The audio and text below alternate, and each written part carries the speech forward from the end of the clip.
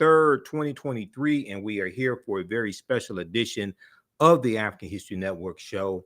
And I'm here with a fantastic guest who I met a couple weeks ago on Roland Martin Unfiltered, Omari Hosang, and she is the founder and executive director of All Streets, All People, also known as ASAP. And she's the senior state organizing manager for Black Voters Matter Fund. Black Voters Matter Fund. How you doing today, Omari? I'm good, Michael. How are you today? Good evening. Hey, I'm all right. I'm all right. It's good to have you on. And I know when you were on Roland Martin Unfiltered, we were talking about the Louisiana governor's race, and it was right before the election. Well, the election took place on Saturday, October 14th, for those who don't know. And Yes. Louisiana's Attorney General, Jeff Landry, who is a Republican and who's backed by Benedict Donald Trump, has won the Louisiana governor's race, holding off a crowded field of candidates. The election took place Saturday, October 14th, 2023. Now, State Attorney General Jeff Landry won the race by receiving more than 52% of the vote of the electorate, a threshold that eliminated the need for a runoff election and flipped a seat that was held by Democratic Governor Bel Edwards since 2016. Governor Edwards is term limited. Now, State Attorney General Jeff Landry defeated many challengers in this race, including Dr. Shawn Wilson, who was on Roland Martin Unfiltered as well. Dr. Shawn Wilson is African-American, and he's the former Secretary of Transportation for the state of Louisiana also. Dr. Shawn Wilson got 72% of the African-American vote. But another result of the Saturday, October 14th election was the scapegoating of African-American voters after exit polling data showed their low turnout for a political contest in which the leading Republican has been accused of championing anti-Black policies, and he's been accused of being a white supremacist. Now, I saw an article, Omari, that you posted on your Facebook page, and we're Facebook friends. And this is an article from news1.com, and I'm going to go to the post that I did on my Facebook page, October 21st. And the name of this article is Black Voters Scapegoated for Louisiana electing suspected white supremacist Jeff Landry as governor. Okay, this is a good article by Bruce C.T. Wright, and you posted on the post that I made, and I'm going to zoom in on this here, and I want you to comment on it. You said that yes, the scapegoating has got to stop. Yes, the scapegoating has got to stop. Personal and collective responsibility is one thing. Being blamed for results of this election is another. How have Black people collectively benefited from elections, policy, and the decisions that elected people are making / have made? So give us a synopsis of what's going on here, and what were you trying to express in your sentiments here?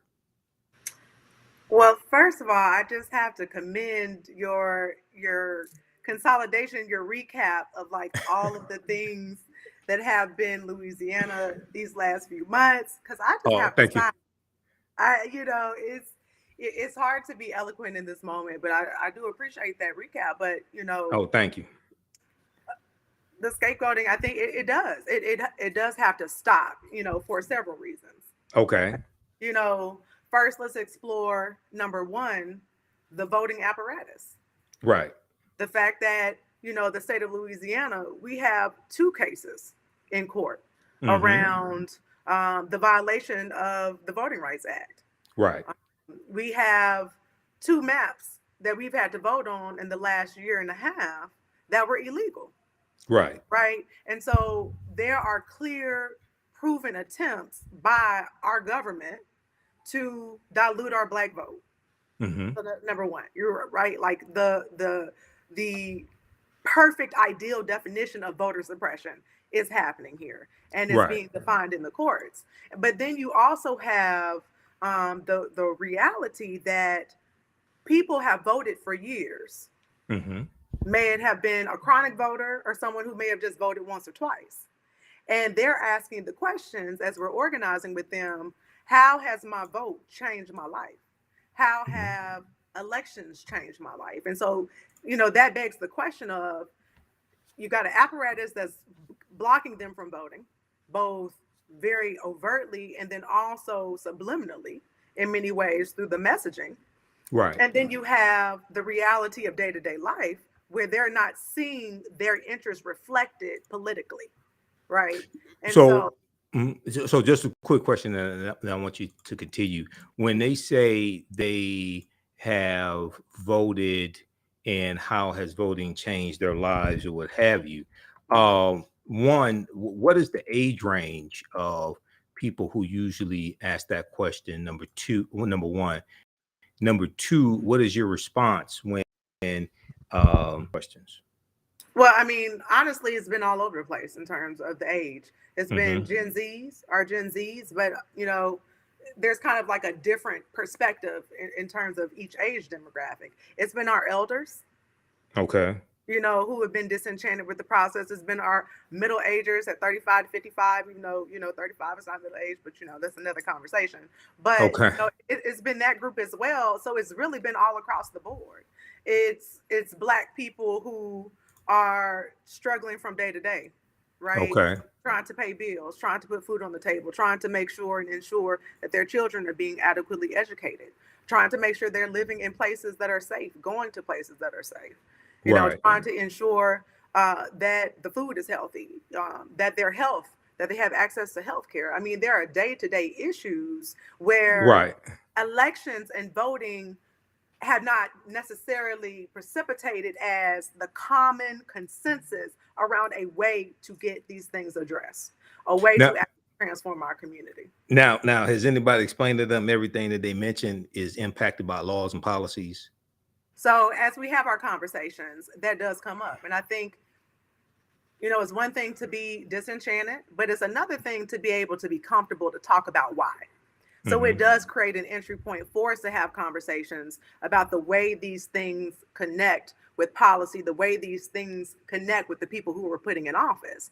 And it Right. also gives us the opportunity to frame it based on the issue that they actually care about, right? Because again, they're talking, right? So if it's utility bills, who's on the Right. utility board? Who's on that public service commission? Who owns the utilities in your city? If it is gun violence, what are the policies and laws municipally on the local level around criminal justice? How is your civil service board functioning?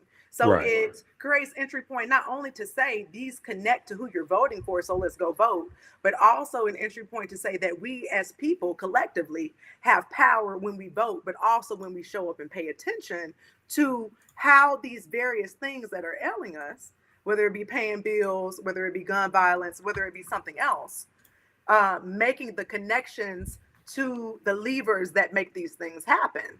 And Right. the bottom line is, when it comes to politics, when it comes to governance, when it comes to societal issues, there are individuals that are making these decisions. And many of these individuals we are voting for are not voting for. Absolutely. Well, as I explained to people, and I'm not just a political commentator, I'm also a historian. Politics impacts every aspect of our lives, from the water we drink to the air we breathe to the food we eat. And Mhm. politics is the legal distribution of scarce wealth, power, and resources, and the writing of laws, Ooh, I statutes, need to write ordinances. that down. Absolutely. Politics is the legal distribution of scarce wealth, power, and resources, and the writing of laws, statutes, ordinances, amendments, and treaties, their adoption, interpretation, and enforcement.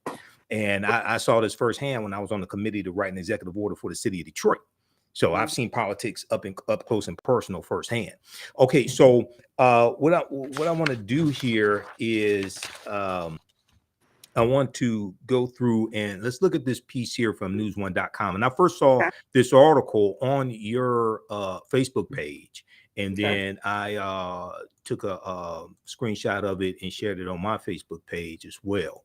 and I contacted you. I said, because we were already talking about having you on my show here after we were on Roland Martin Unfiltered together. So I want everybody to read this article written by Bruce C.T. Wright from news1.com. This is one of the reasons why African-American owned media and responsible African-American owned media matters. It's from October 5th, 2023. Black voters scapegoated for Louisiana electing suspected white supremacist Jeff Landry as governor. Now, Jeff Landry is the current state's attorney general for Louisiana. And very briefly here, I want to go to this point here. Okay, another byproduct of Saturday's election was the scapegoating of the exit polling showed low turnout for a political contest in which the leading Republican was being accused of being a white supremacist who particularly champions anti-Black policies. John Cuvillan,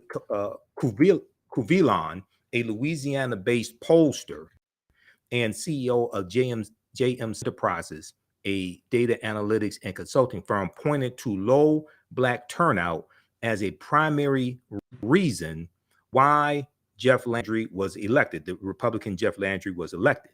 On Saturday, October 14th, election day, an estimated 17% of voters who went to the polls were African American. Okay, Cuvillan posted on the social media app formerly known as Twitter.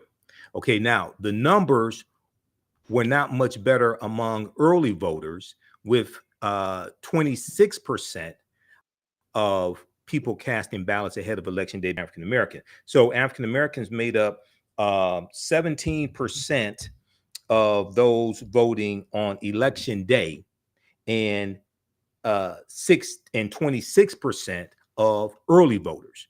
Now, African Americans are 24% of let me see, in total, 72% of Louisiana's white voters participated in the Saturday, October 14th election, compared to 24% of Black voters. All right. Now, the voting along racial lines corresponded with their respective preferred candidates. As I stated, African-American voters overwhelmingly supported Dr. Shawn Wilson, Louisiana's former Secretary of Transportation and Development. He was on Roland Martin Unfiltered. He's a brilliant brother.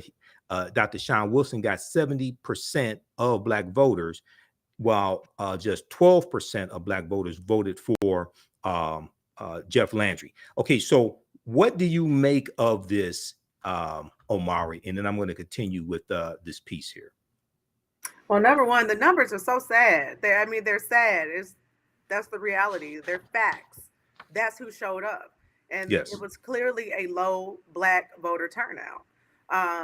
We accept that. I think a part of our analysis moving forward, because as you know, in Louisiana, as disappointing as that has been, we have had to continue to prepare for our runoff election. We have to go back to vote November 18th, which leaves us about 5 weeks to get back to the drawing board, figure out what we did wrong, right? And then figure out what we're going to do next. Now, explain the runoff election. Give us the date again for the runoff election. Explain that. So the runoff election, where there are very key statewide races on that ballot, is November 18th. Early voting starts November 3rd and lasts for a week. So we have Attorney General, so the person that will replace Jeff Landry. We have our state treasurer. And then we also have our Secretary of State, and there's a Black woman who has run before.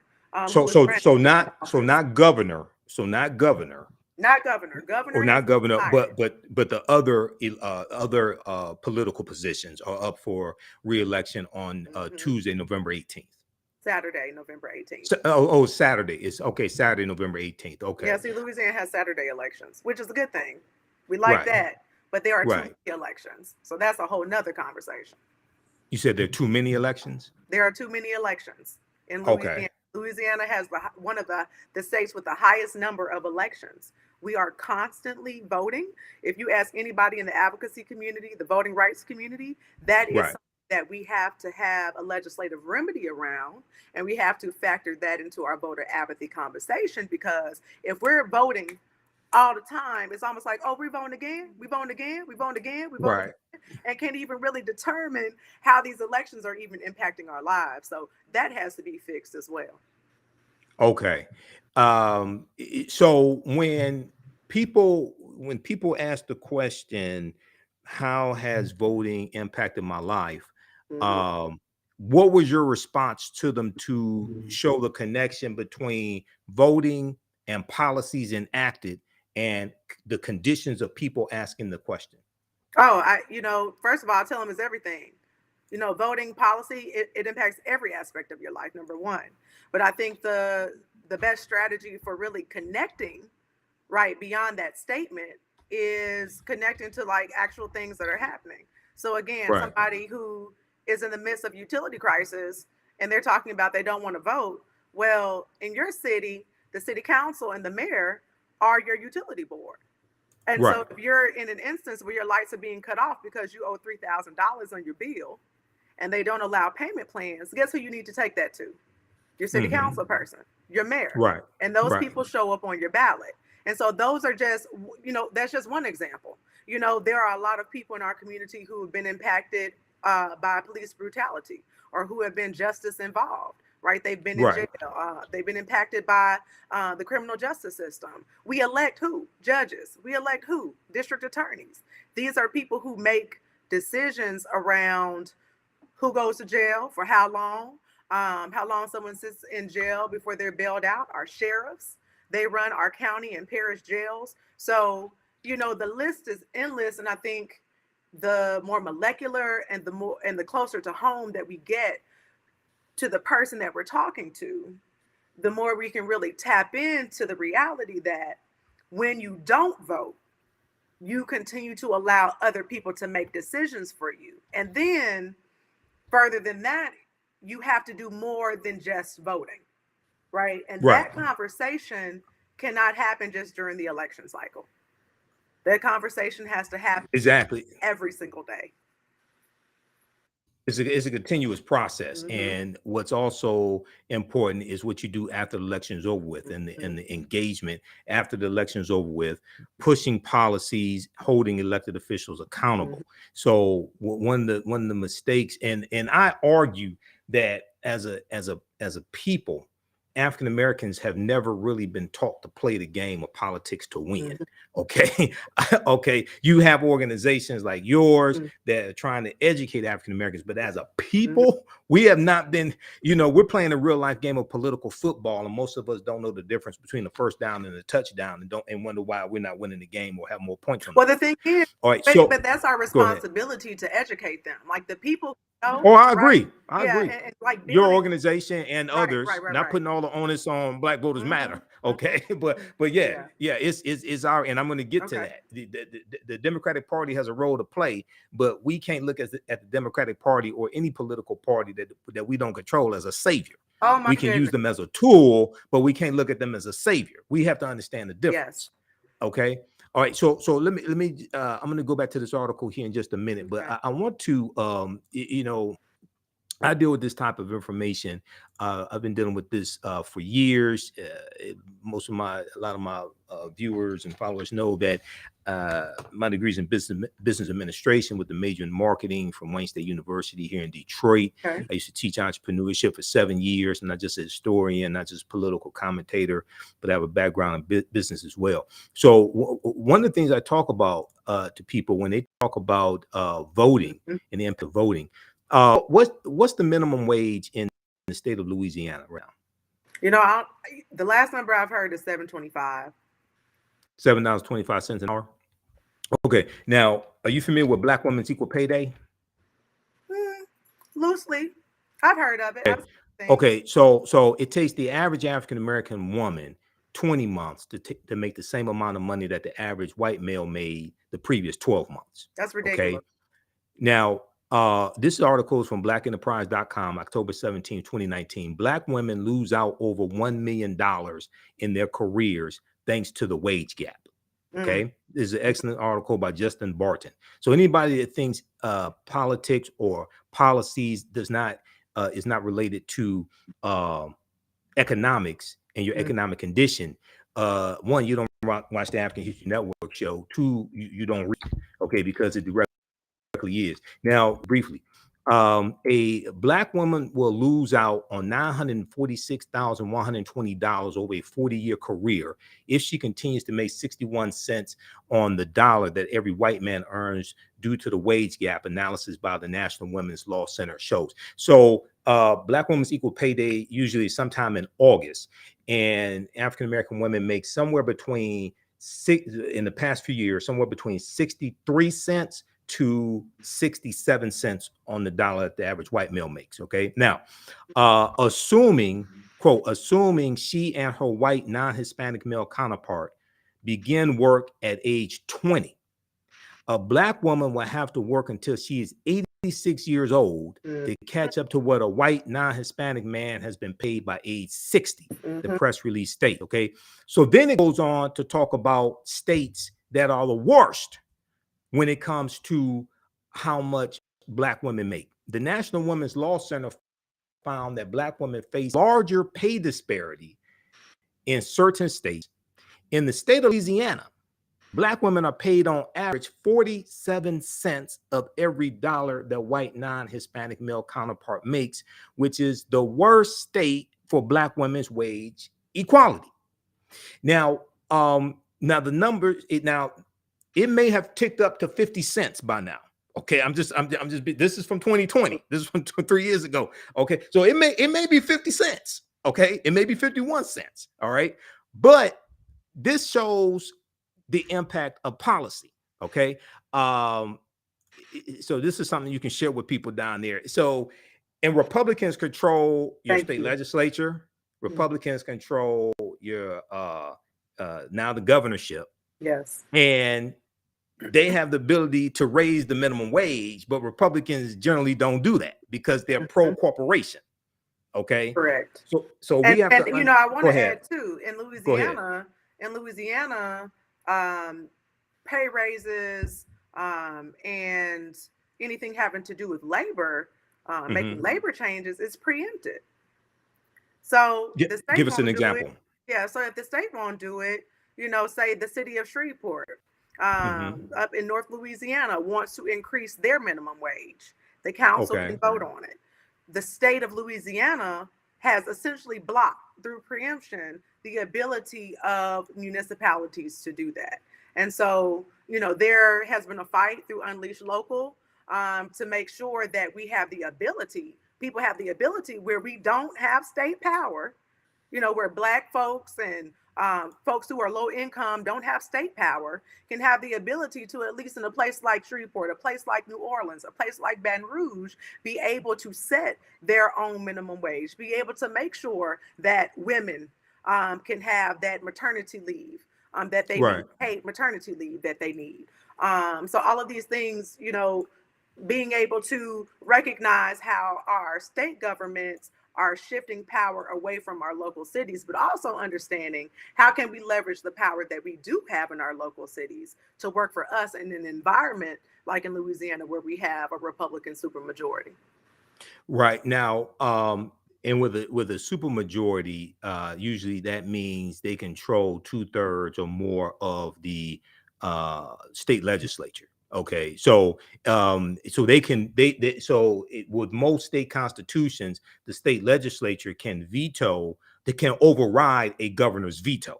So if the state legislature passes a bill, the state house and senate passes a bill, send it to the governor to sign it, and the governor vetoes the bill, then with most state constitutions, the state legislature can override the governor's veto if they get a 2/3 majority vote in both houses. Is that how it works in the state of Louisiana?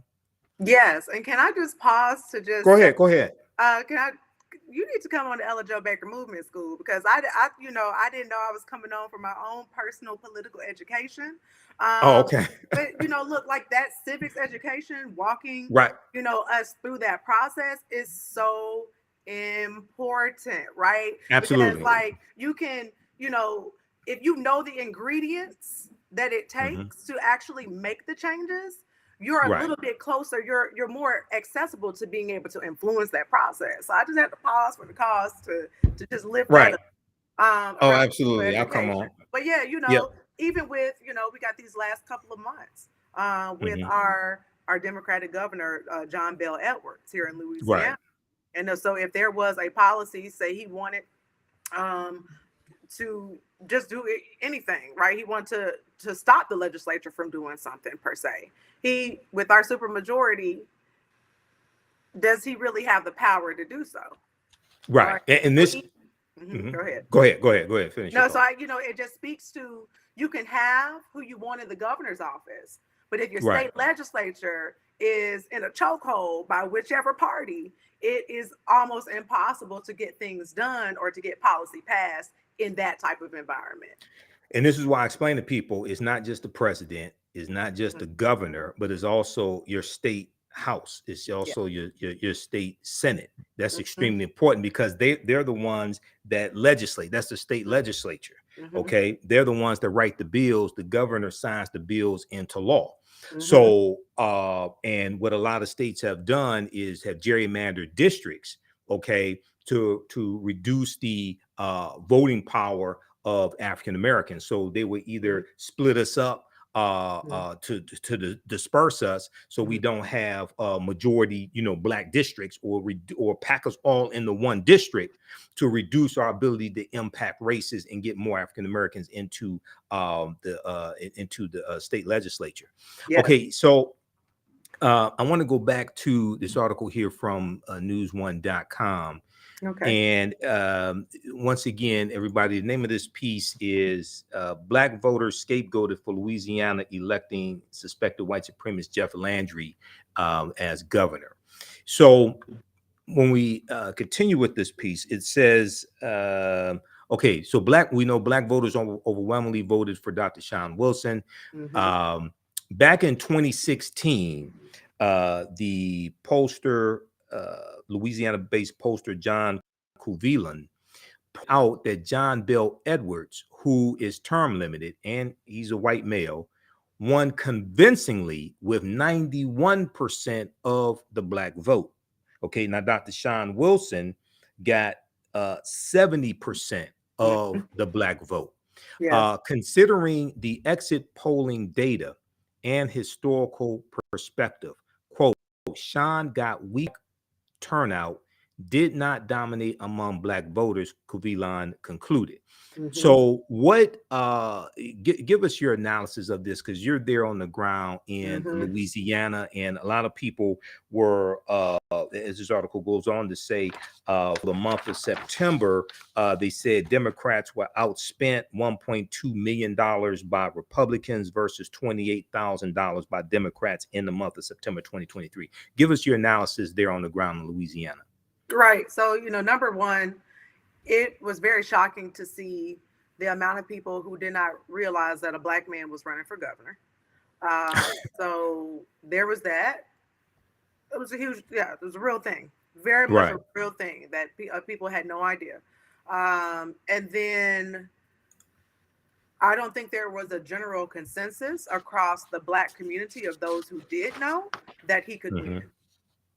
Right. There's this idea that has Louisiana in a chokehold that a black person cannot win a statewide office. Now, right? where does that ideology come from? Or where do you think it comes from? I would assume anti-blackness and racism in the state of Louisiana.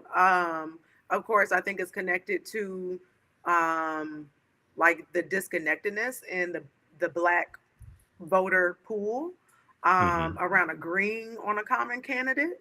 I think there are a lot of implications as to why we can't elect, a black person statewide. And I think we need to continue to have that conversation and really dig into why.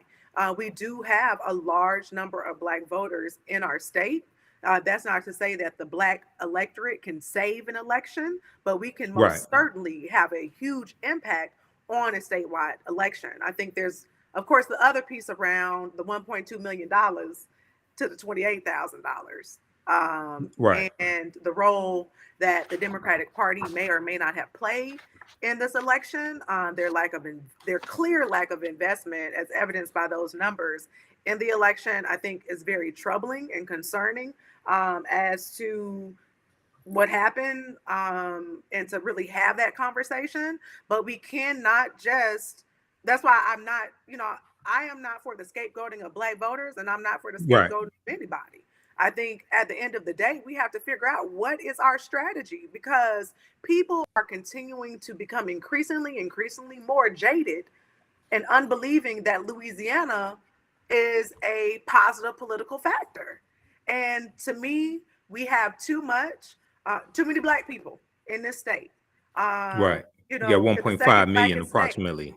Yeah, Yeah. yeah, we're the Right. second blackest state, and so in terms of concentration, and so we Right. have considerable political power that is untapped. But for folks to say, "Hey, I'm keeping my hands off of Louisiana," is pure red, is becoming redder and redder.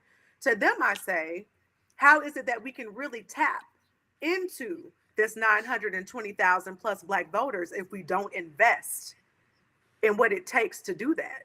Black Voters Matter is a vehicle of investment into Black voters. ASAP is a vehicle of investment into Black voters. People's Promise, all of the countless grassroots organizations in the state and national organizations around the country that can invest and leverage their resources into this state show me that we can leverage the political power that we have in this state. But it takes investment, and it takes a belief in that. And we don't create belief or inspiration or activation by blaming folks on this last election. Let's really figure out our strategy when it comes to, from the partisan side of it, but also from the Right. non-partisan side of what is the factor that kept our people from going to vote? What is that factor? And how can we break through that? I don't think saying go out to vote is the answer to that question. I think No. getting real about what our people need and the resources that it takes to provide that for our people, to meet us in our moment of need. I think that's a multifaceted answer, and it is a diversity of institutions and organizations. But we're going to have to come together and get on one page, because this political game is deadly everywhere, particularly in Louisiana, where we have the petrochemical industry, Mm-hmm. where we were just deemed by some wallet hub something the most dangerous state in America, right? Which, Right.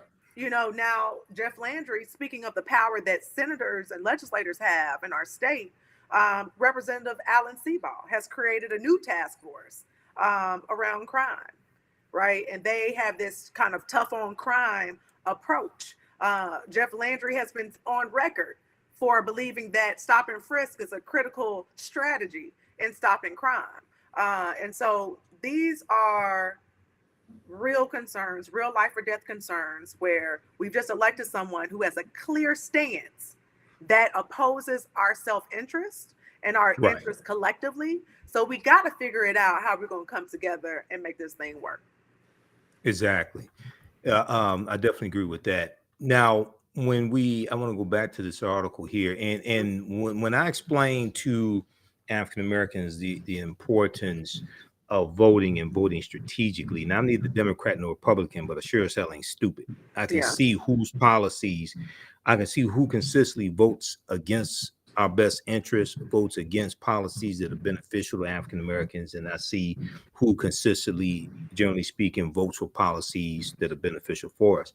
Mhm. But one of the things I tell people is, I know people mean well, but we have to stop telling our people to exercise your right to vote. Okay, you don't vote for exercise. If you want to exercise, you go to the gym and work out. You vote for power, pure and simple. Pure and You vote simple. for black. You vote for black power. You Mhm. vote for policies that Mhm. are beneficial to you, your families, your communities, and the Yes. policies that are beneficial to African Americans are beneficial to America in general. And you Mhm. vote for people who will craft those policies and put them in place, but also people who will vote to protect your gains as well. Because one of the mistakes that we make is we don't understand the concept of protecting gains that have already been made, and don't understand how to assess gains that have been Yes. made as well. Okay, That's real. so Yes. there are always people trying to turn back the clock. You look at the U.S. Supreme Court. They Yeah. struck down affirmative action when it comes to college admissions. Mhm. Okay. after affirmative action was put in place by President Lyndon Johnson in September 1965. All right, but this was a result of the 2016 presidential election, and Donald Trump winning by 78,000 votes in Michigan, Wisconsin, and Pennsylvania, and too many of our people not understanding how the electoral college works. And I hear people say, "Oh, the popular vote doesn't matter." No, the popular vote does matter. It's the popular vote per state that matters. Okay, because when you become president-elect by getting 270 electoral college votes, you get to 270 by winning the popular vote in the state. When you win the popular vote in the state, then you win the electoral college votes associated with the state. So Republicans won 2 presidential elections in about 20 years by winning in the electoral college, but losing the popular vote, because a lot of our people haven't read the U.S. Constitution, because the U.S. Constitution created the electoral college. So when you understand the rules of the game, then you understand how to win the game. Yeah. Okay. This is what I'm saying. We've never been taught this as a people. Okay. If you go to, I tell all my listeners, go to loc.gov, Library of Congress, loc.gov, or archives.gov, U.S. National Archives, and read the U.S. Constitution. It's there. You can read it for free. Okay. Okay.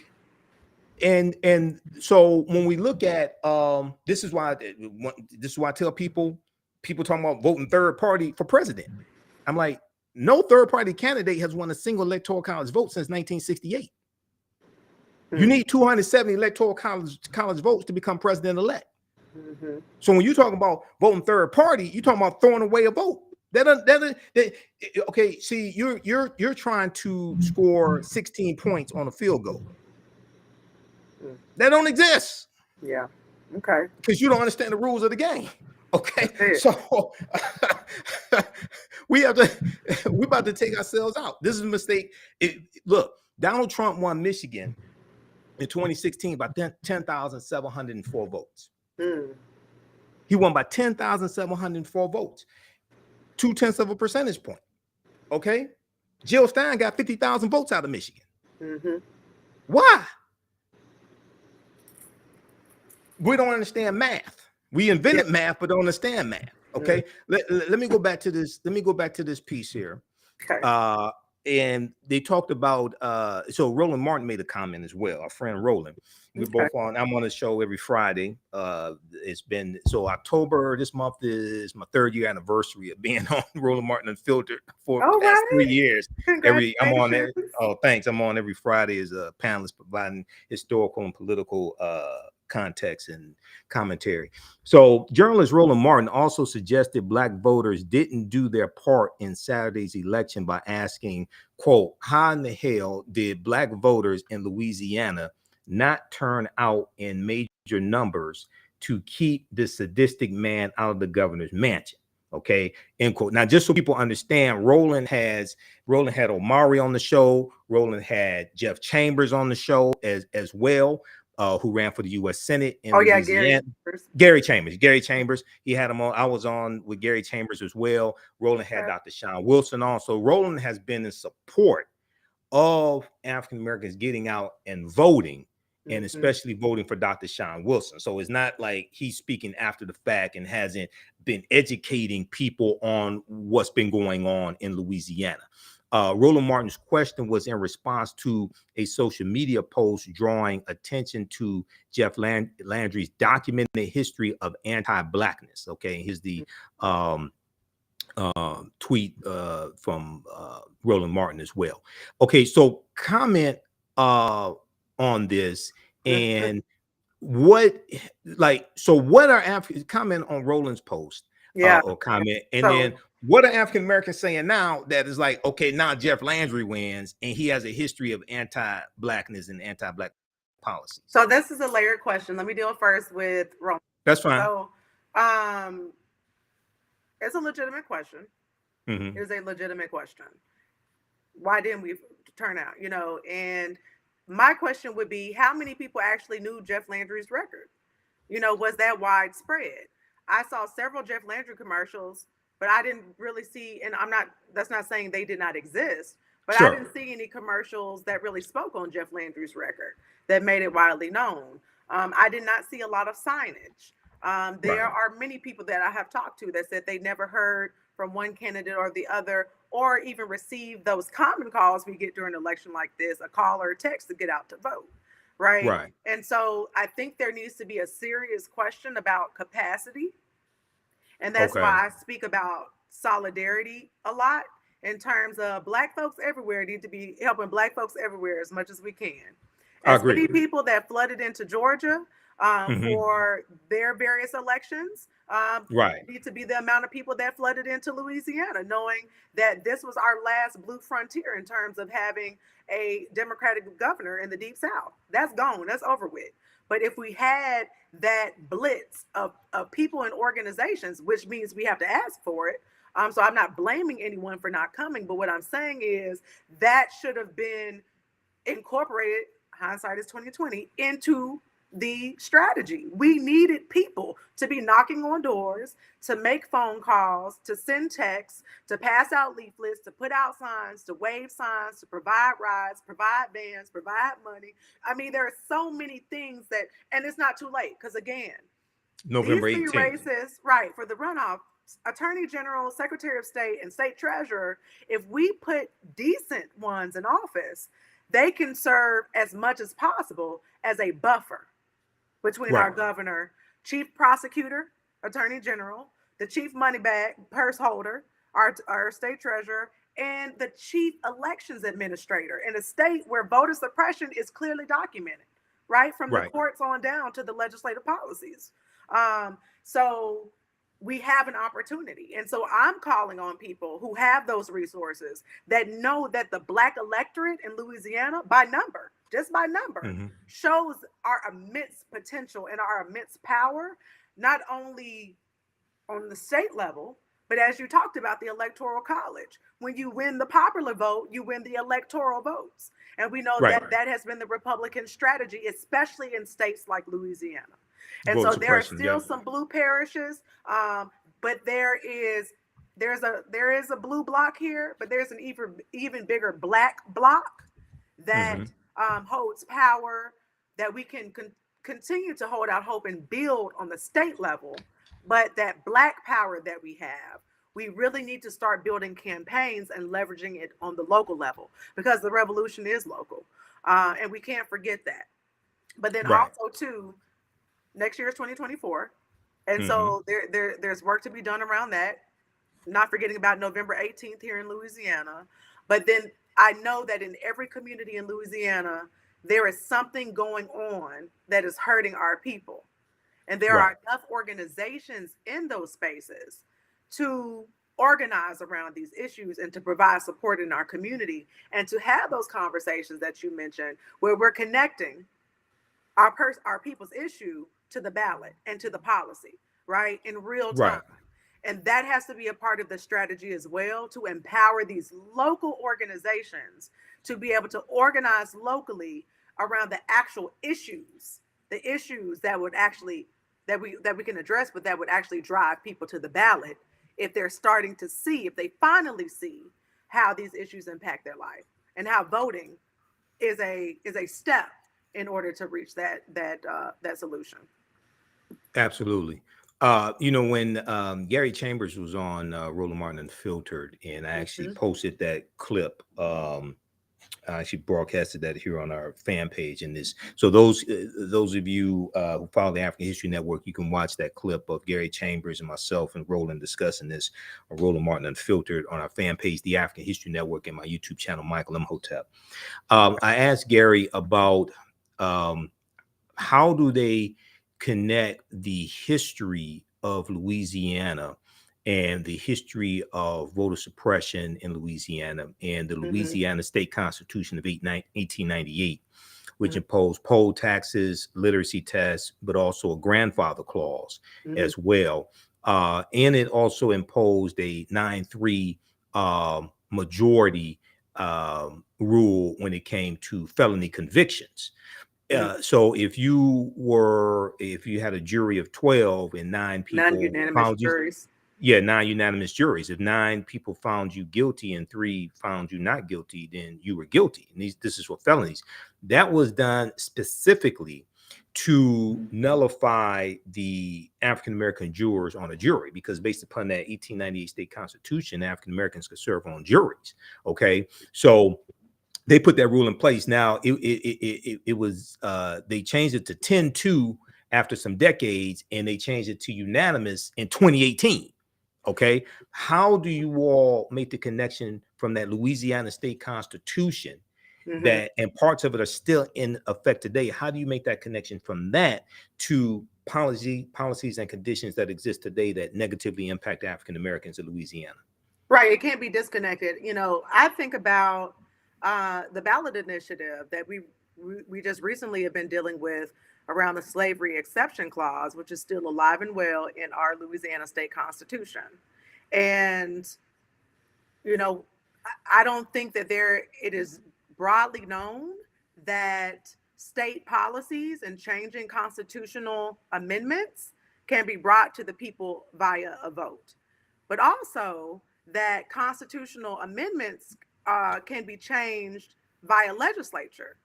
So there has been a fight for the past 3 years, and once again, state Senator Representative Alan Seabaugh was someone who very much did not want to remove the slavery exception clause from the state constitution because of how it could possibly impact prison labor.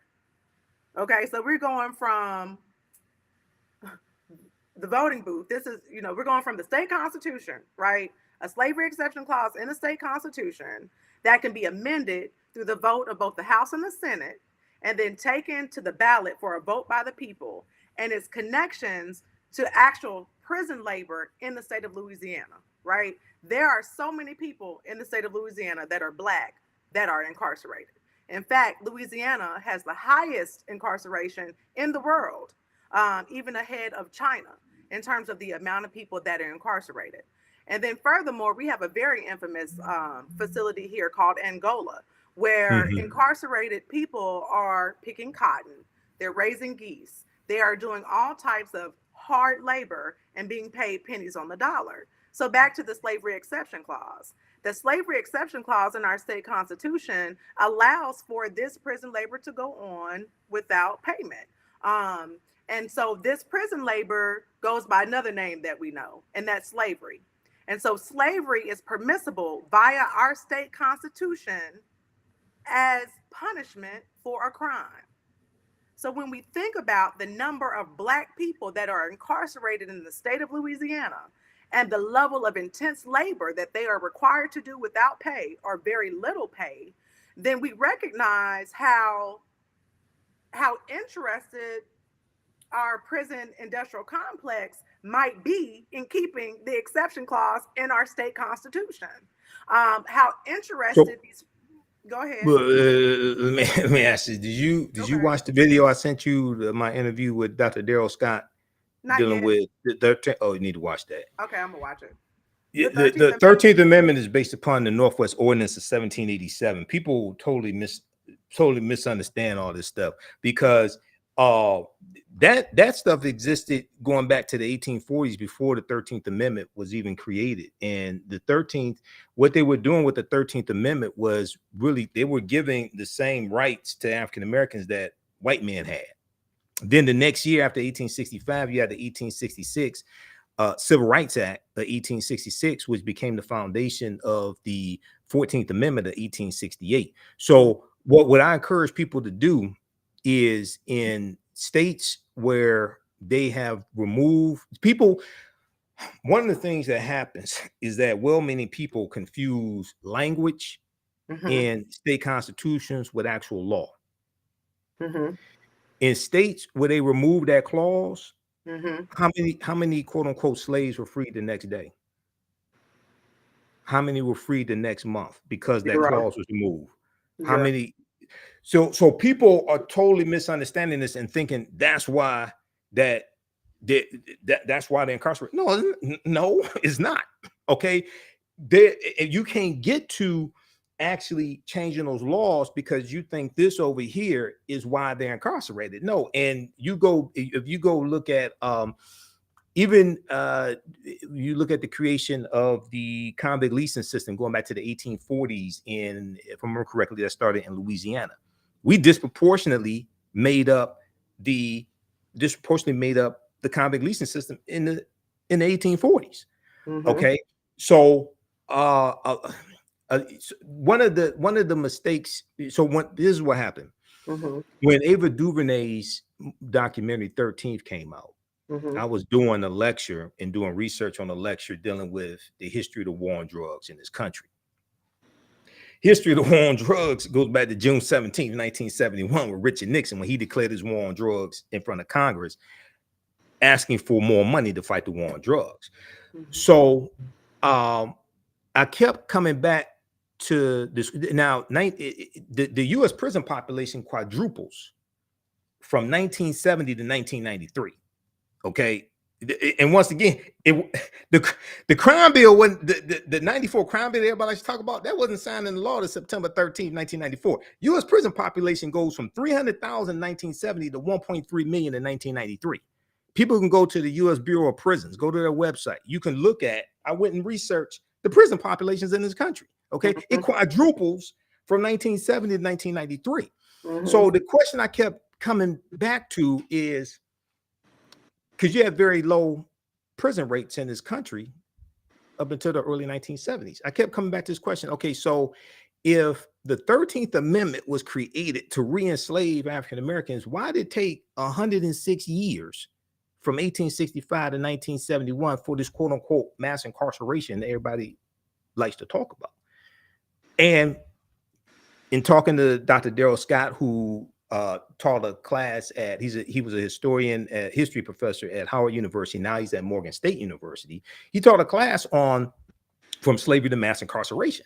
And he told me about how each year he has to dispel all these myths that these freshmen and sophomores come into the classes with, things like this. He has to deal like with the real history, and really understanding the laws that shape the history behind this. So I'll encourage people to go look at those states that remove what they call the slavery exception clause from their state constitutions, and then see what the impact was.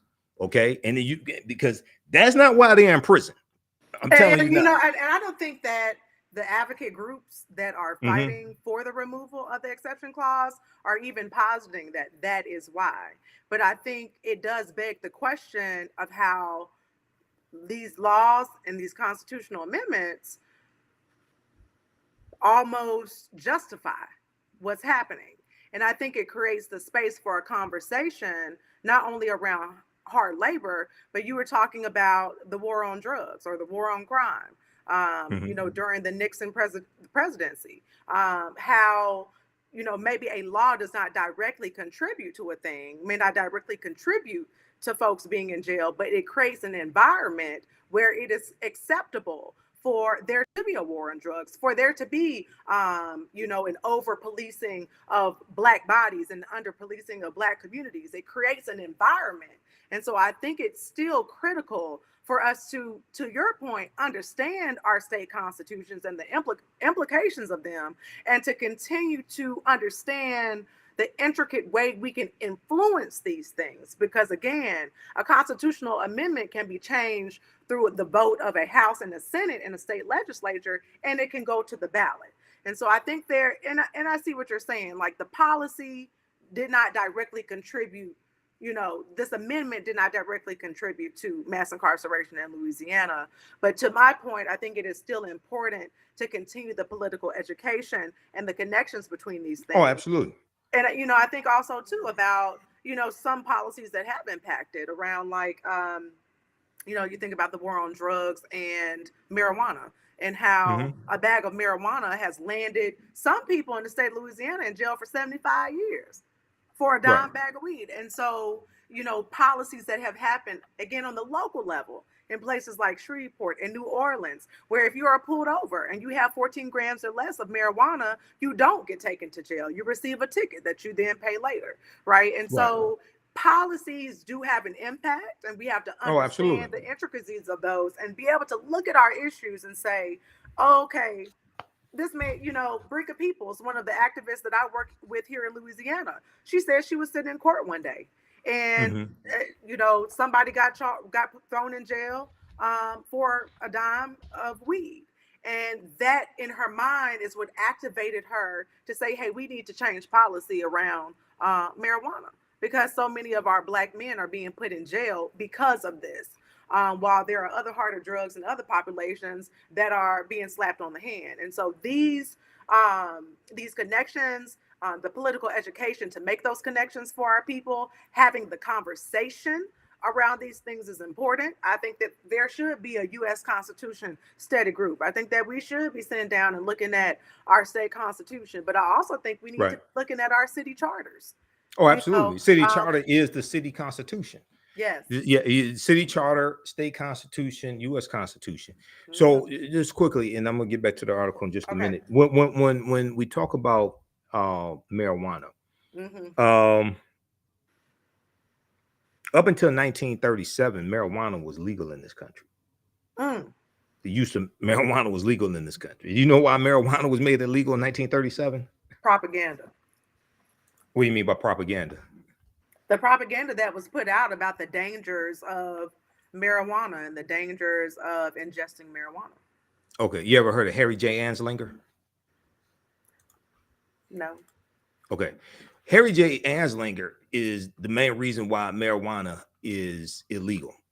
Um, it was Harry J. Anslinger was a virulent racist, Mm. and he was the first chairman of the Federal Bureau of Narcotics. Okay, and he went on he had this campaign, uh, and this is during the Great Depression. Okay, Mm. this is during the 1930s, Mm. and after the prohibition of alcohol, the uh, Federal Bureau is looking for another cause to go after to keep the funding going. Okay, now this is a piece from it timeline.com, now it's medium.com, how a racist hate monger masterminded America's war on drugs.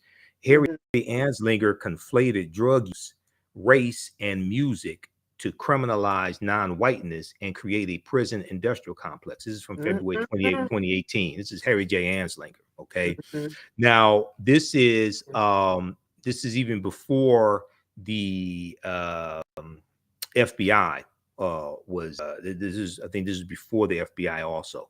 But here's what happened. It was along racial lines, okay? Harry J. Anslinger in his congressional testimony, okay? And I'm gonna find this quote here. I want everybody to see this. Harry J. Anslinger, in his congressional testimony, said that, it says here, from the beginning, Anslinger conflated drug use, race, and music.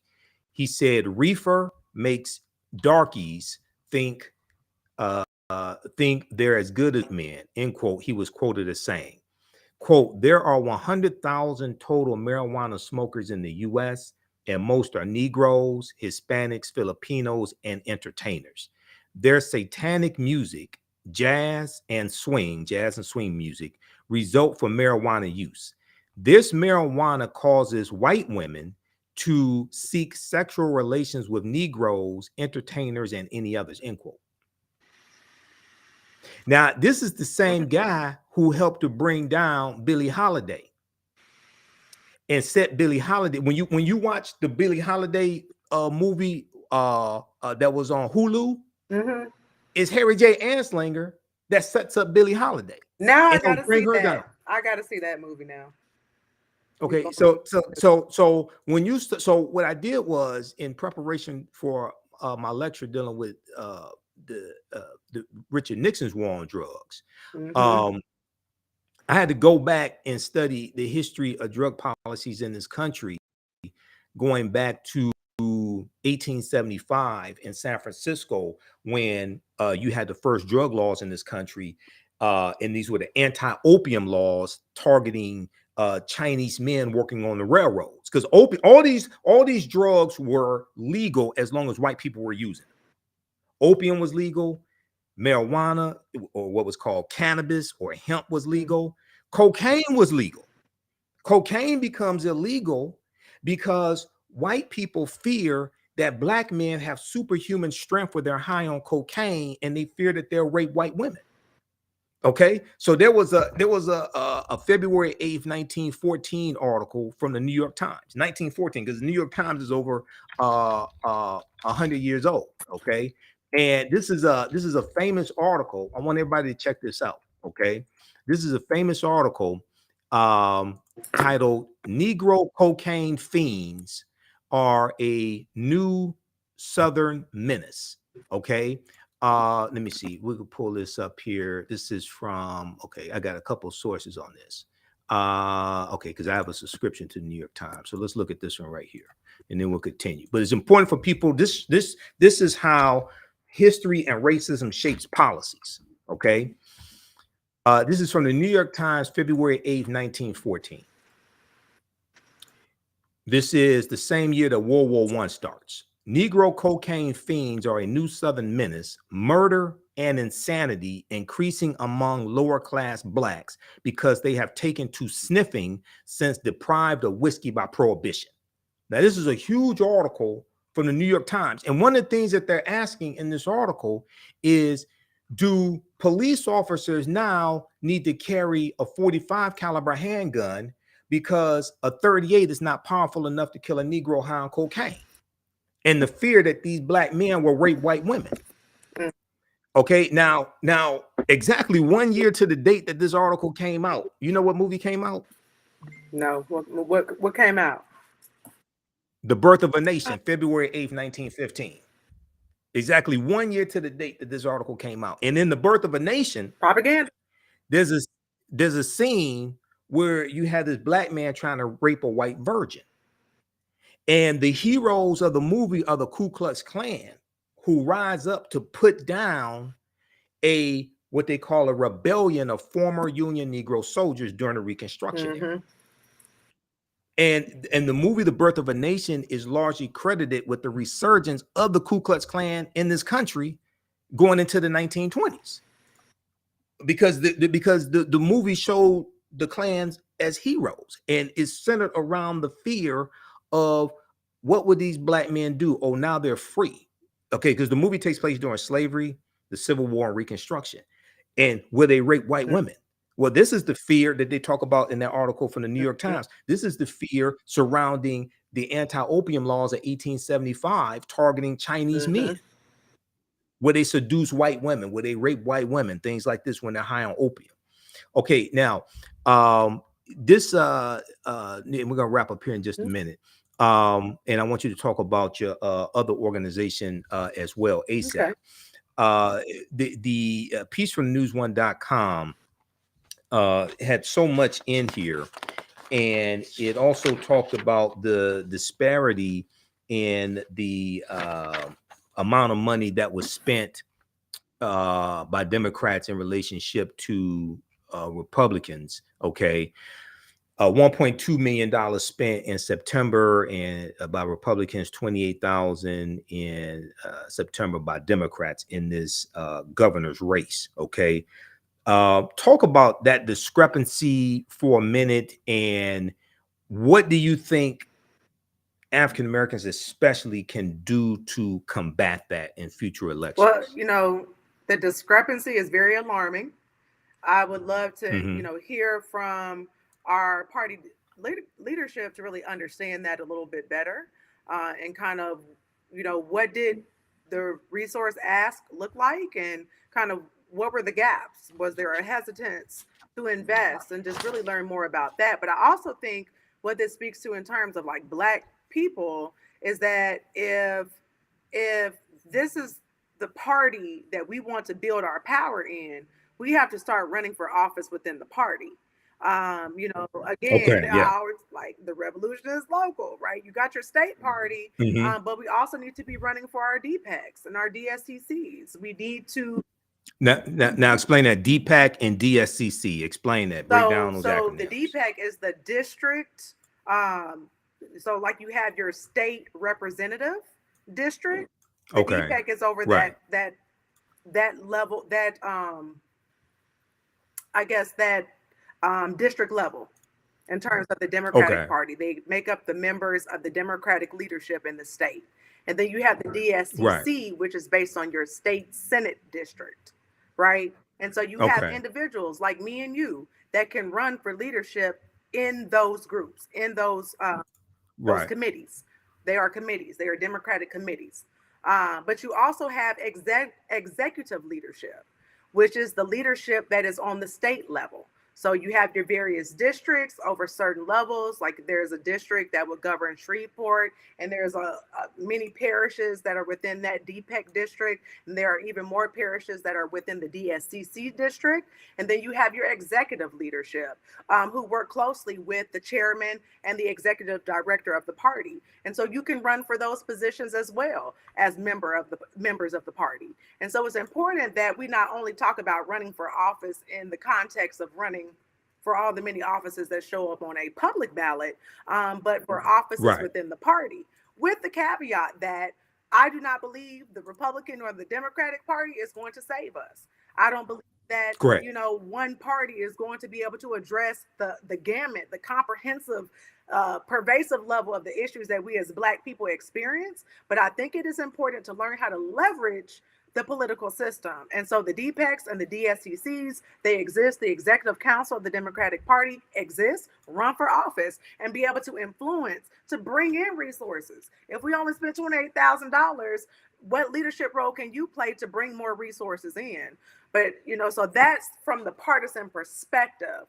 But also there Right. is the conversation that we need to run for office. We need to vet Right. people to run for office. We got brilliant Gen Z and millennials that are out here that are doing wonderful work outside of the political apparatus, that have the talent, that have the skill set. They just need the support, the ask to run for office. Devontae Lewis is an example of a young, brilliant person who leveraged their skill set and ran for office, and now is the youngest public service commissioner in the state of Louisiana.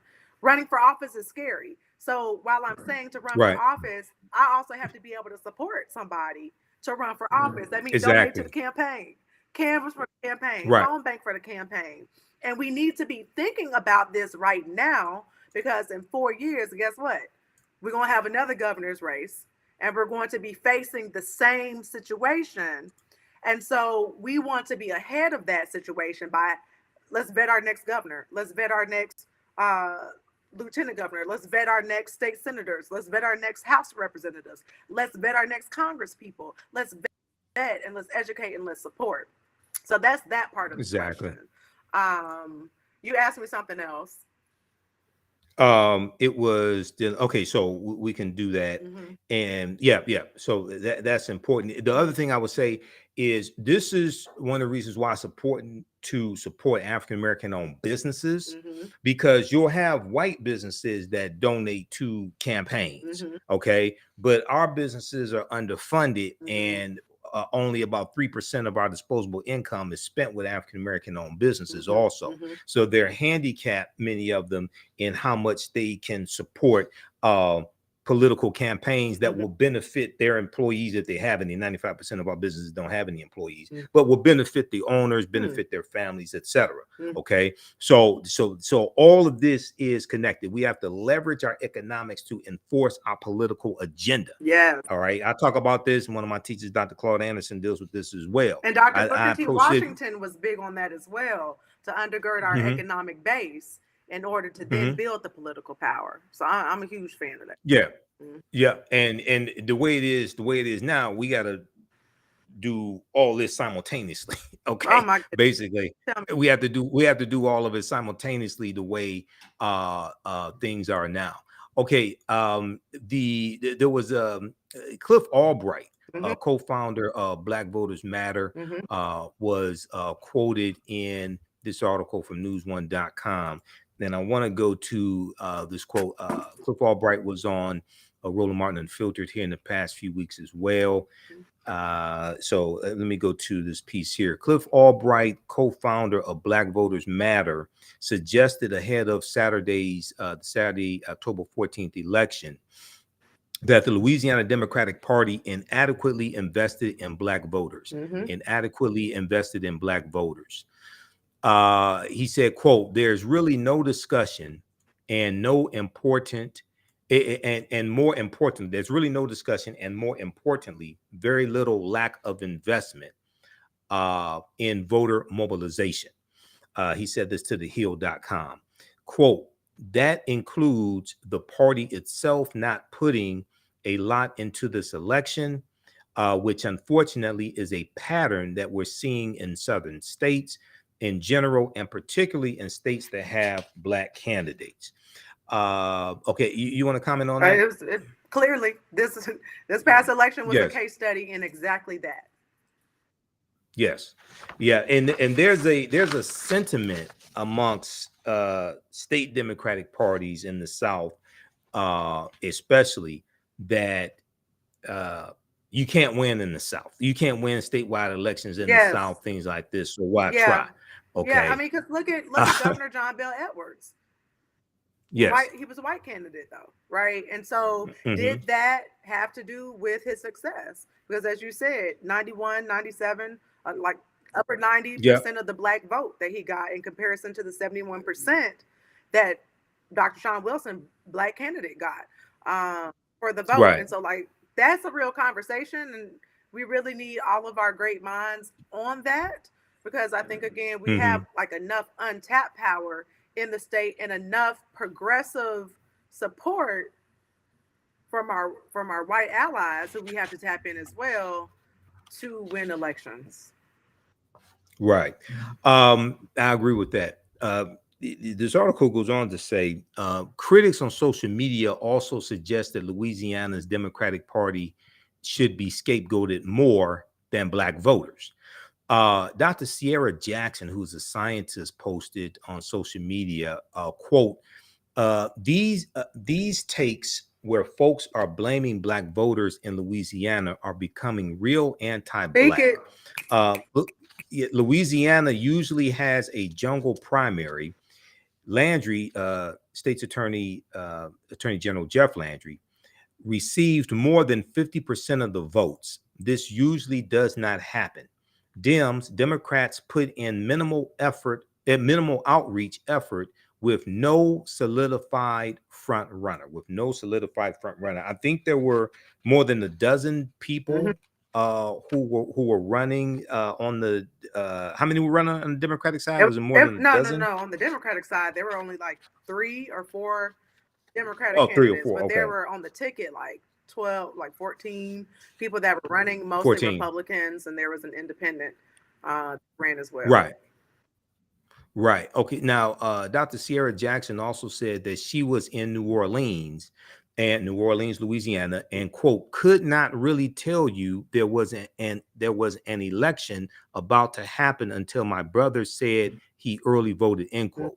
Dr. Sierra Jackson went on to say, stop blaming folks that you continue to not engage, end quote. So everybody check out the rest of this article here by Bruce C.T. Wright for newsone.com. Black voters scapegoated for Louisiana electing suspected white supremacist Jeff Landry as governor. So it's a fascinating article, gives a lot of background information. They also cite this link in the article where they talk about Jeff Landry's history of anti-black policies. They cite this article here from boltmag.org, BOLT. Jeff Landry's bid for Louisiana governor has been a crusade against its cities. As Attorney General, Landry has relentlessly targeted New Orleans and other largely black cities and shielded its police from reforms. Now he's bringing that message to his campaign. This is from August 31st, 2023 by Piper French. And just quickly here, just to give you one example, it says, since he took office in January 2016, Landry has waged a rhetorical war on crime in New Orleans, filled with racist dog whistles, implying that the majority black city is lawless and out of control. Quote, he definitely appeals to race, said Bruce Riley, the deputy director of Voice of the Experienced, or VOTE, a group of formerly incarcerated Louisianans and their allies that advocates for criminal legal reform. Quote, you pile on the black mayor, the black DA, the black sheriff, right? It's known as a black city, end quote. So you can go ahead and comment on this, and then I want you to tell us about ASAP, No, your other organization. that's absolutely true. He's has a history, a track record of targeting or wanting to target black cities, black advocates. Again, I have a very good comrade in Brika Peoples who was arrested for marching black men to the polls during Jeff Landry's tenure as Attorney General. And so this is very real. He wants to reveal the arrest records of juveniles, but only in specific cities: Shreveport, Baton Rouge, and New Orleans, right? And so he is not hiding. It's very obvious with what he is doing. Again, going back to the revolution is local. Your DA is on the local level. Your mayor is on the local level. Your council person is on the local level. And we have to start getting real. Local areas are black cities where we have, as Bruce was saying, our black sheriffs, our black DAs, and our black mayors. We have to get real about how is our blackness serving our community. How we black, but are we passing any black legislation? Are we helping any black people? You know, we have to get real about that. What legislation do we need to put on the table to protect our people? Protect our people from poverty, protect our people from the weather, the crazy Louisiana weather, protect our people from arrest, protect our people from death and sickness, from violence. What are we putting on the table locally to really leverage and flex our power? Those are the questions we are trying to have, because, and honestly, it's late, but it's not too late. Right. You know, it's not 12 a.m. It's 3 a.m., which was a question that was asked at a conference. Is it 12 a.m. dark or is it 3 a.m. dark for the black movement in America? And I believe it is 3 a.m. Because there are so many tools and resources at our disposal and so much information at our disposal, but we have to connect it in a strategic way to build, leverage our local power, to engage people in our local communities, to go where people don't usually go. And that's why I believe organizations like Black Voters Matter is important, as well as ASAP, all streets, all people, ASAP, right? We need all streets. We need to be going into all neighborhoods, into all geographic areas, and having real conversations with people about what is at stake. Because when you talk to a person on a commercial, or you try to talk to a person through a live or through a sign, that ain't cutting it. We have to have real one-on-one conversations, and ASAP helps to create a sense of urgency around these systems and these structures that take a long time to change. We're not going to be able to change our criminal justice system, which incarcerates more black people than anywhere else in the world, in one night. It takes time, but we need everybody engaged in whatever level and whatever role you have the capacity to serve. And we need it to be done with a sense of urgency. It wasn't done yesterday. It can't be finished tomorrow, but we have to work at it every single day. But we also have to recognize what are the root causes to the symptoms that we're dealing with today. And, you know, when it comes down to it, we got an inequity in education. Look at this whole fight around inaccurate retelling of our history and accurate teaching that governors are fighting all across this country around the woke agenda. And so there are clear problems, there are clear issues, but I think that when we all tap into our core competency and our core capacity, even for our people who work full time doing something else, there is a role for you to play in this movement work. So whether it's our education fight, whether it's our nonviolence or our gun violence fight, whether it's our mass incarceration fight, whether it's our food or black farmer fight, whether it's our housing justice fight, whether it's our electoral and voting fight, all black people need to be doing something when it comes to our liberation. And it might just be posting something one day and making phone calls another. It might just be wearing a shirt when you go into certain spaces or attending a city council meeting. But we got to have all hands on deck. And I'm not just talking about in Shreveport or Louisiana. I'm talking about all Right. streets, all people, ASAP.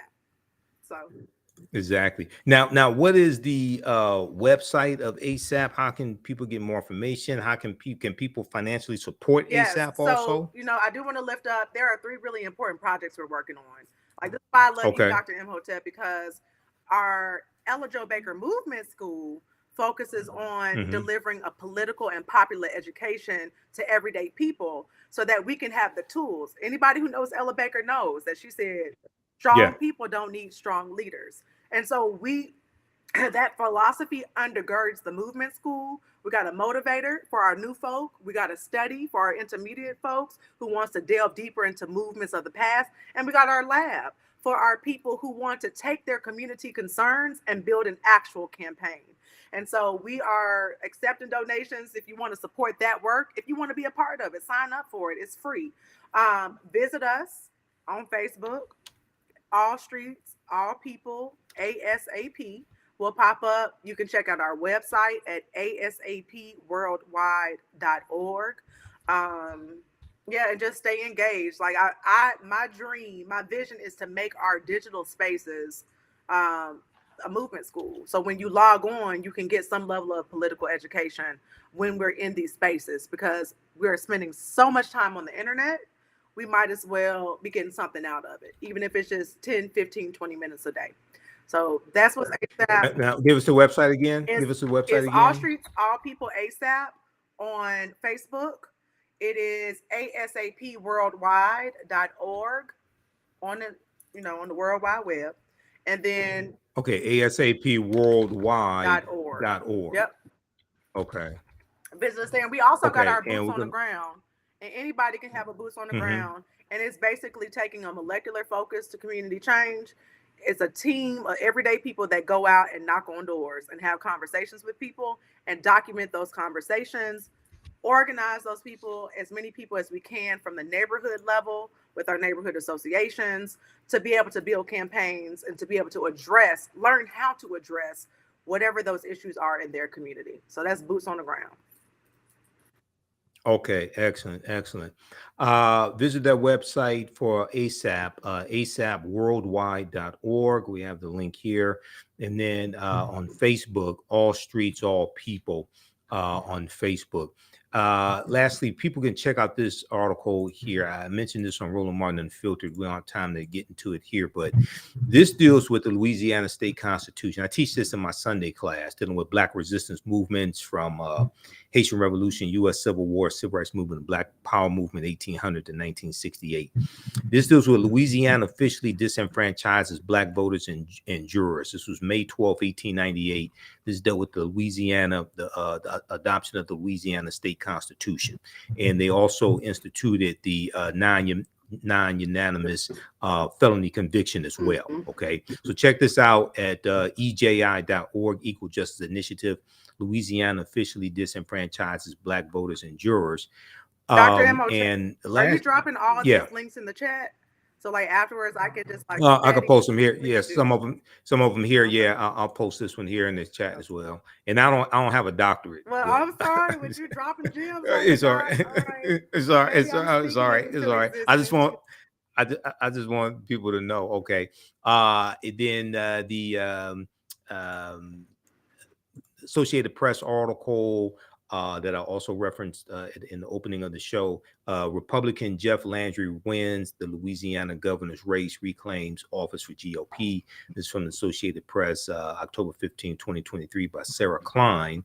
And then in going into one of my early questions in this discussion, when I was asking you, when people say, what do we get for our vote and things like this, were they talking about specifically locally, or were they talking about voting at the national level, president, U.S. House of Representatives, things like this? What were they speaking of specifically?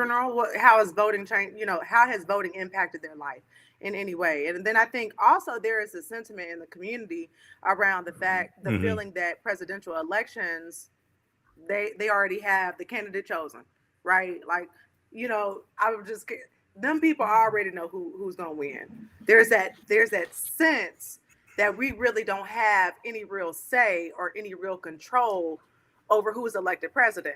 But I think that same sentiment goes on the local level too, that whoever we vote for, we may have the power to elect someone, but whoever is elected hasn't done anything that has impacted my life in a positive way. There's also that feeling as well. So I think it runs the gamut from the top of the ticket to the bottom of the ticket. Yeah, well, oftentimes when things happen positively, they don't know why they happen. And so that's why we got to make, just like you were talking about, Anslinger, Harry J. Anslinger, right? And the messaging and the imagery, right, that scared people into thinking that marijuana was going to separate white men from their white women, and all the black men were going. I mean, it was the messaging, it was the images, and I think that we have to be able to engage our own counteroffensive, our own counter campaign around the reality of what's actually happening, the reality of if you got those extra checks or whatever, this is what actually happened, right? And that has to Congress passed that. Has to be Congress, that wasn't.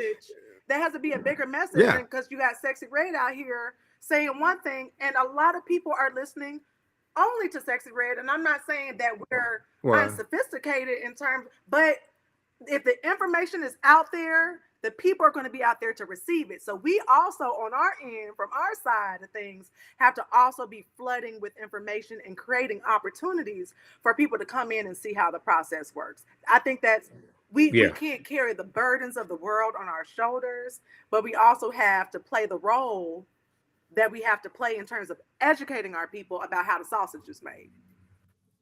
So being that you mentioned Sexy Red, I saw the podcast interview that she did. And for those that don't know, Sexy Red is an up and coming rapper who calls herself the Raw Dog Queen. Oh my God. I didn't even know that. I didn't need to. Oh, people need to Google Sexy Red. Oh, yes. But in a recent podcast interview, she said that Donald Trump freed Black people from prison. And he gave out stimulus checks. And she said we need Donald Trump back in office. Now, she skipped over the January 6th election. She skipped over Donald Trump trying to overturn the election results of the votes of 16.9 million African Americans. She skipped over Donald Trump, his two attorney generals stopping the investigations and patterns and practices into police departments. She skipped over the fact that his first attorney general, Jeff Sessions, who was a former U.S. senator from Alabama, who helped to block the the criminal justice reform that Democrats were trying to get passed under President Barack Obama. When Jeff Sessions became Trump's first attorney general, Jeff Sessions backed off on investigating police departments with the patterns and practices investigations, and the patterns and practices investigations that Attorney General Merrick Garland has started back up. The reason why the Department of Justice has that authority to do that is because of the 1994 crime bill. That's where that comes from, just so people know. But the stimulus checks, the ability to tax and spend belongs to Congress, not the president. Trump signed off on those care package, the CARES packages, the two coronavirus packages, but it was Democrats that increased the amount of stimulus checks that he signed off on, and he put his name on those checks. But under President Joe Biden, there was $1,400, and that came from the American Rescue Plan, and no Republicans in the House or the Senate voted for that bill, and Vice President Kamala Harris had the tie-breaking vote in the Senate so that you got those checks. So Sexy ain't mentioned that. Yeah, she's not going to mention it because that doesn't fit into whoever sent her. That's my personal conspiracy. Well, she doesn't study politics. I mean, she doesn't study politics. She doesn't know that. Her job as an artist to really, but also like we have to educate them too. Like absolutely. There's so much that needs to be done. But what I will say is what you just said got to be broken down into like 20 to 30 second or 1 minute clips and flooded out there. And, people of influence saying the same thing, because those are the facts. And unless we're vigilant about using the tools at our disposal to get the facts out there, the misinformation will prevail and it will become common knowledge. Because I can't tell you enough right now how Instagram and places like TikTok, and other places, a lot of us and a lot of people in my age group, I'm 33 years old, talking about they want to vote for Trump. And the Right. talking points that Right. they are utilizing that, right? And so there has got to be a massive, so this is what I do. massive This is what I overhaul of education. Okay, I'm done. Well, we've been miseducated, and like this goes back to my point. A lot of us are playing the real game of political football and don't know the difference between a first down and a touchdown. So, one of the reasons why I'm a political commentator is because I do the research. I'm not just a historian, not just former teacher of entrepreneurship and managed Black-owned companies that had government contracts. But proper documentation ends all conversation. So, one of the things that I do is to provide the evidence that this is, now I'm the only person that I know of that has dealt with this, and I deal with this on a consistent basis. This is at whitehouse.gov. Whitehouse.gov is the official website of the White House. And this is a fact sheet. The Biden-Harris administration advances equity and opportunity for Black Americans and communities across the country. This is last time I checked, is about 36 pages. It goes through and breaks down the policies from the Biden-Harris administration and how they are helping the African-American community. Now, some people may say, oh, well, they talk about minority in here. Well, based upon Title VI of the 1964 Civil Rights Act, Section 601, non-discrimination in federally assisted programs, race-based policies are illegal, which means you can't have policies for only one race of people. So people want policies specifically for African Americans. That means you don't understand law. That means you haven't done the proper research. And a lot of us don't understand law. I mean, exactly. That's why I'm breaking this down. That's why I mentioned this on Roland Show. I tell people, go read this, because if you read this, then you understand how the $1.9 trillion American Rescue Plan that no Republicans in the House or the Senate voted for, and the only reason why you got it is because Vice President Kamala Harris was a tie-breaking vote in the House in the U.S. Senate. Okay, and it talks about how 1 million Black children were lifted out of poverty because of the earned child tax credit. It talks about the stimulus checks. It talks about the money that went to HBCUs. It talks about how in 2021, $5.8 billion went to HBCUs from the Biden-Harris administration, which is a record amount of money. It talks about jobs created, okay, as well. And a few months ago, we had the lowest unemployment rate in history for African Americans, even though it may fluctuate from month to month. Okay, this goes through and breaks all that down. It talks about how the infrastructure bill is going to help start repairing African-American communities that were separated and disrupted because of the U.S. Interstate Highway Acts in 1952 and 56 that drove 41,000 miles of U.S. interstate highways all across the country, and they ran through 1,600 African-American communities, like the Black Bottom community that I live near here in Detroit, where I-375 ran through. Okay, so this goes through and makes the connection between policy and impact. Policy impact. Okay. So we'll post this link here as well. This is at whitehouse.gov. We'll put this link on our website, theafricanhistorynetwork.com, as well. The last time this was updated was February 27th, 2023. The first time it came out was October of 2021. So they updated it like twice a year or so. And I hear people say, oh, well, Asians got a hate crime bill. Okay, if you actually go to congress.gov and read the bill, because I read the bill, the name of the bill is the COVID-19 Hate Crimes Act. It's not the Asian Hate Crimes Act. It's the COVID-19 Hate Crimes Act, because when you read the bill, it deals with COVID-19 related hate crimes. And if you actually read the bill, it applies to people of all races, including African Americans. But people skip over the Emmett Till anti-lynching bill. I don't know how people do that. They talk about a bill that ain't named after Asians, but skip over the Emmett Till anti-lynching bill, which is named after a Black boy. I don't understand how they do a magic trick like that. But go ahead, sister. Go ahead and wrap up. All I will say is there are plenty of opportunities for us to build a new movement. And there are plenty of people like you and me who are willing and committed to do the work, that have our various talents, that have our various skills, that have our various interests. Again, there are a lot of issues in our community. But, you know, the reason why we started the movement school is because we knew that there was a gap in education, that there is a civic education gap, that there is a gap in understanding how government works. There is a gap in understanding our power. There is a gap in making sure that we understand the interconnections between what we're feeling in our pocketbook, what we're seeing in our homes, what we're smelling in the air, and decisions that Right. people are making, right? And so Yep. we just have to really tap into what role are we willing to play in this movement, because these next couple of years are going to be crucial. And then for my Louisiana people, I definitely want us to keep hope alive, because again, November 18th, we got Attorney General, State Treasurer, as well as Secretary of State, and many other races, runoff races for the House and the Senate on the ballot, and other Right. municipal races. So we still have to get out to vote, and we still got to bring our people with us. But to all my black people, we're going to have to really tap in to what role we are playing in this black freedom movement and in the black resistance. As me and my comrade Hmm. Katura have been lifting up, we got a whole black resistance movement happening here in Louisiana. And I think that is what we're going to have to really mount these next couple of years, because I got a vision beyond all this political fighting and all this social justice, where I want to go and get me some land and grow me some food and build me Exactly. some tiny homes, right? But we have to Yep. mount our resistance. We got to push back against what they're doing in the Right. courts. We got to push back against what they're doing at the polls. We got to push back against what they're doing in our legislatures, in our classrooms, in our neighborhoods, in these police departments, and these jails, and these prisons, in these grocery stores. We got to push back right now.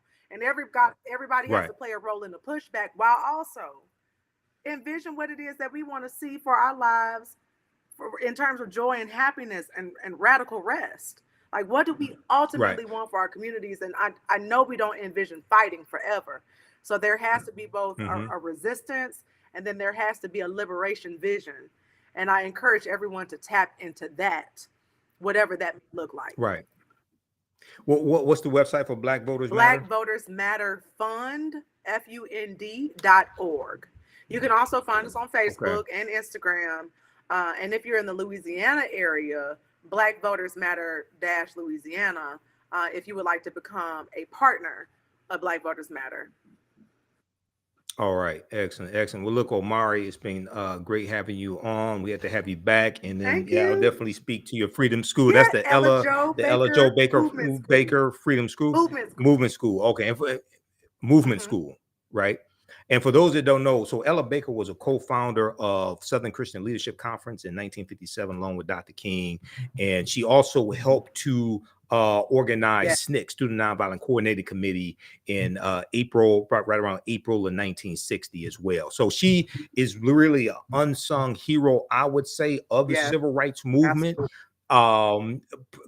It's probably because she was a woman, and you know, a lot of people now, what I say may go outside the circumference of some people's awareness, but the you know, John Lewis said it best. He said the civil rights movement was led by a lot of black male Protestant ministers, and most of them were sexist. Mhm. Okay, and Dr. King was a sexist also. Those that study Dr. King know this. And Ella Baker leaves Southern Christian Leadership Conference after she's passed over for a permanent leadership position, because Dr. King and other men in the organization did not think that women belonged in permanent leadership positions. So she leaves SCLC that she helped to co-found. So it's a deep, yeah, I mean, we can go back to, you know, the Niagara movement, 1905, and William Monroe Trotter, who was a brilliant brother, but really William Monroe Trotter was a sexist. He didn't think that women belonged in these Mhm. organizations. So I don't think that Ida B. Wells agreed with them too much on Yeah, that and as you well. know, Ella Jo Okay. Baker, she pushed back on King. She pushed back on Yeah. civil rights leadership, and her whole thing was, we don't need to just depend on a charismatic leader. We need to depend on Right. Right. ourselves, and that's ultimately Hmm. why we founded this movement school in her namesake, because we got to empower Yes. everybody, not just our charismatic leaders or our great orators who serve a role, but Hmm. they're not the only type of leaders that we need. Right. Right. Okay. Well, everybody, we've been speaking with Omari Hosang. Yeah. Black Voters Matter and Black Voters Matter Fund, and founder, executive director of All Streets, All People ASAP. She's in Louisiana, so check her out. All right, Omari, you have a great night. Thank you Okay. so much for having me. It was very Thanks fun. for coming out. Peace. No problem. No problem. Peace. All right, everybody. I'm Michael Imhotep, founder of the African History Network, host of the African History Network show. If you learned anything today, be sure to support the African History Network as well. You can support us, $ the AHN show through Cash App, through PayPal, paypal.me/the AHN show. Also visit our website, theafricanhistorynetwork.com. Register for the online history classes that I teach, that I mentioned briefly a few minutes ago. I'm a historian. I'm not just a political commentator. Some of you all see me on Roland Martin Unfiltered on Fridays. This month is my third anniversary, being third year anniversary, I should say, being on Roland Martin Unfiltered. Visit our website, theafricanhistorynetwork.com. Scroll down. We have information about my Sunday night show, the African History Network show. But the online classes that I teach, Ancient Kemet, the Moors, and the Ma'afa, understanding the transatlantic slave trade, what they didn't teach you in school. And our next class is going to be, it's actually going to be Sunday, October 29th, 4 p.m. Eastern Standard Time. Our next class. Normally we do this Saturdays, but this class we're going to do on Sunday. We do thousands of years of history and what leads up to the transatlantic slave trade taking place. Okay, so we had a great class this past Sunday. We did a class Sunday, October 22nd, and I do a PowerPoint presentation. We have book references, articles, video clips, and we take you all throughout history. It's about 80 articles every reference. There's 15 books. We show you excerpts of the book on the screen. I created the PowerPoint presentation. We have about 200 slides in the PowerPoint presentation. Then my Sunday class, Black Resistance Movements from the Haitian Revolution, U.S. Civil War, Civil Rights Movement, Black Power Movement, 1800 to 1968. Okay. And that class picks up where the other one, the first class, leaves off. All right. So we did a free class session on Saturday, October 22nd. So if you missed that, visit our website, theafricanhistorynetwork.com. You can register for that free class session and you can watch it. It's archived. We do the sessions live. All the sessions are archived and recorded. You can go back and watch it anytime. And you can join us in class on Sunday, October 29th. Okay. All right. We have to get out of here. Remember, at the African History Network, we focus on educating, empowering, and inspiring people of African descent throughout the diaspora and around the world. Because right now it's correct wrong behavior. It's not over till we win. Wakanda forever. And we'll talk to you next time. Peace.